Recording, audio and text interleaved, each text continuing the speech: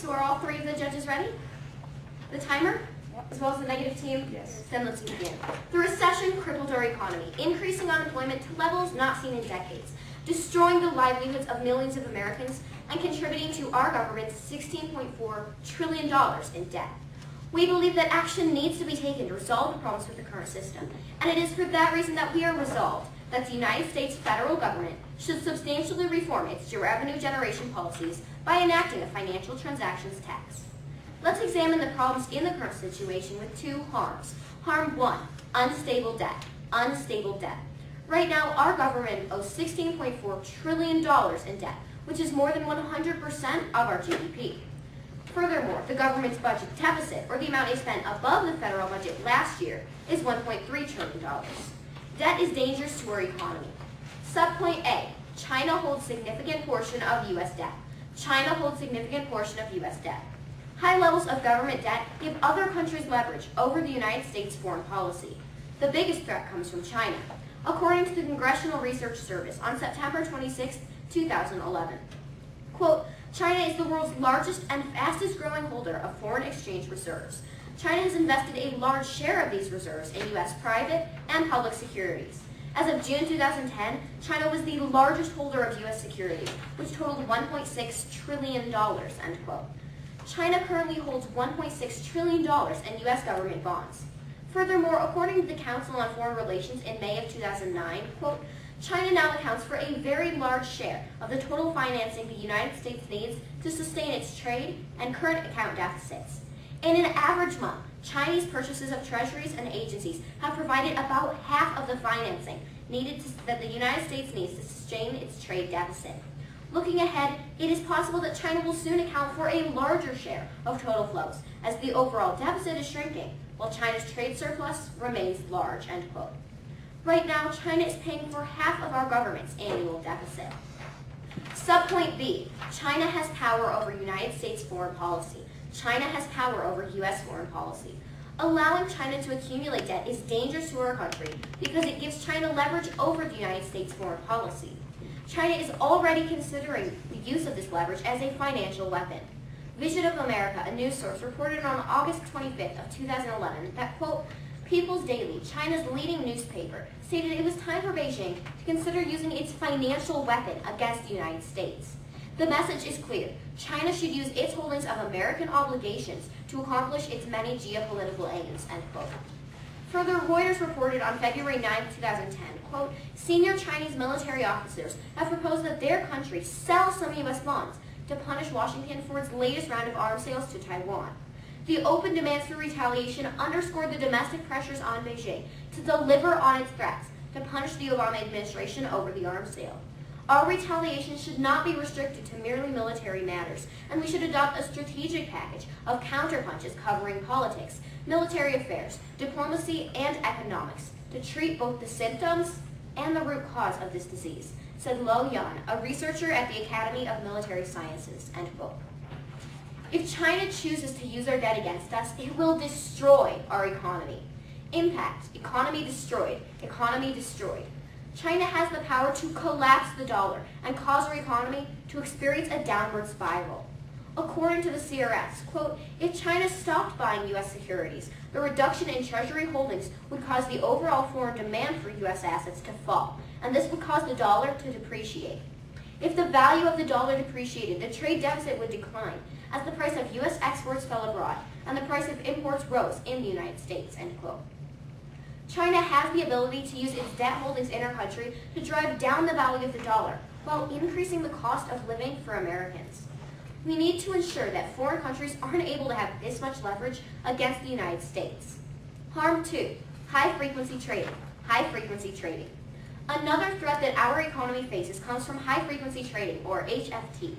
HFT is a type of trading that involves using supercomputers to buy and sell financial assets over fractions of a second.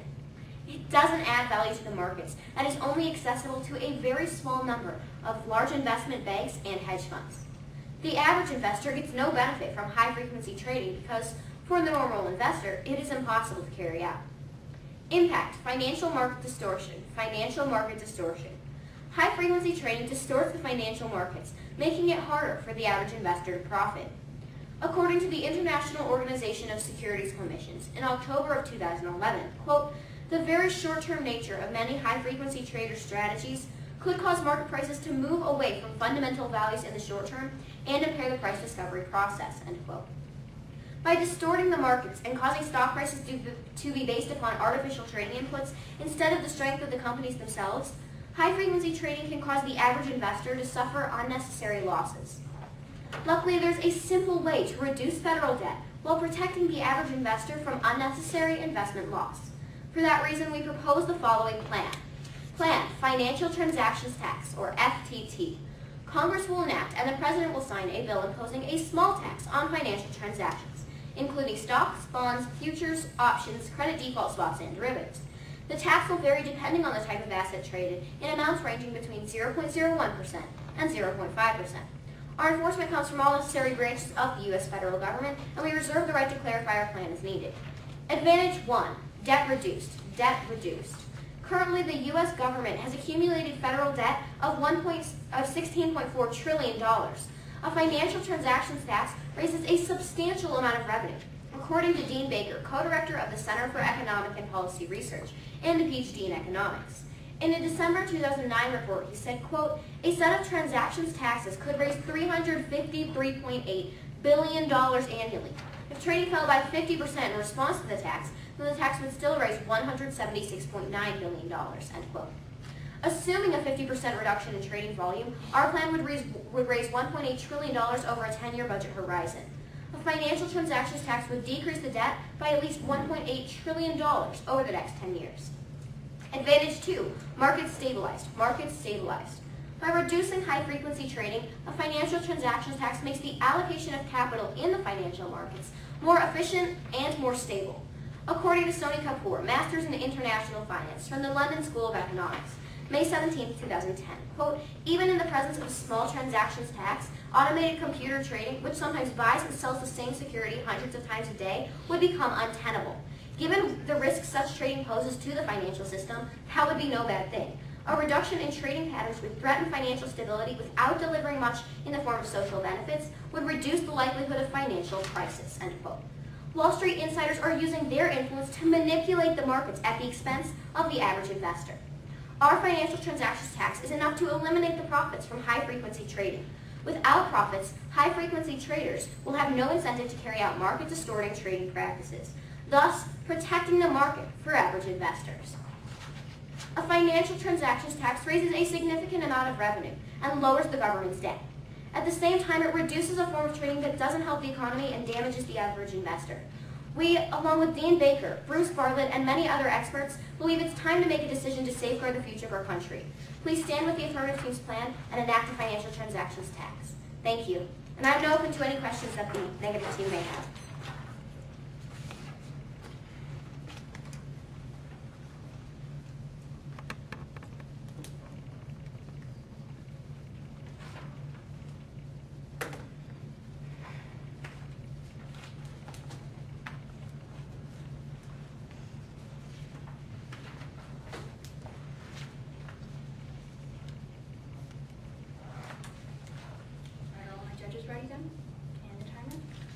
Hey Rachel, how are you doing today? I'm great today. How are you, Mikayla? I'm doing great too. Just a few questions about your speech. Okay, first off, can I have a copy of it, please? Sure. Here's the one you see, and here's the specific grade suite tax. All right, thank you very much. Now my second question is, are you stopping the government from borrowing from China? No, we're not mandating that the government stop borrowing from China, but we are raising revenue to decrease the deficit. But just because you give revenue to the government, why does that mean that they will stop borrowing money from China? Because what we do is we increase the government's revenue so that it doesn't have to deficit spend nearly so much. So if you give the government the revenue, do you think they're going to say we have enough revenue, so we're going to stop borrowing from China? Not necessarily, but it significantly aids the problem with the debt. And actually, we raise over a 10-year budget horizon. We raise as much money as China currently holds of our debt.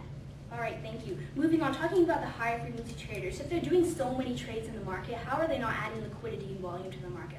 They're adding liquidity and volume, but not important. The liquidity and volume is excess, and it actually is ending up to hurting our markets in the current system. How is the liquidity hurting our markets?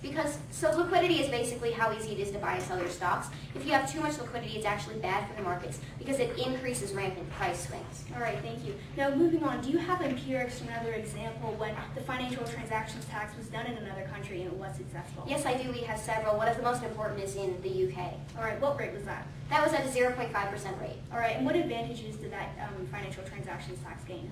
It greatly helped their markets. Their markets are very stable, very efficient. It raised revenue for the government. Did it reduce high frequency trading? Yes, It did? it did. All right, thank you. Moving on, what is stopping investors from moving offshore to evade the tax that you're implementing?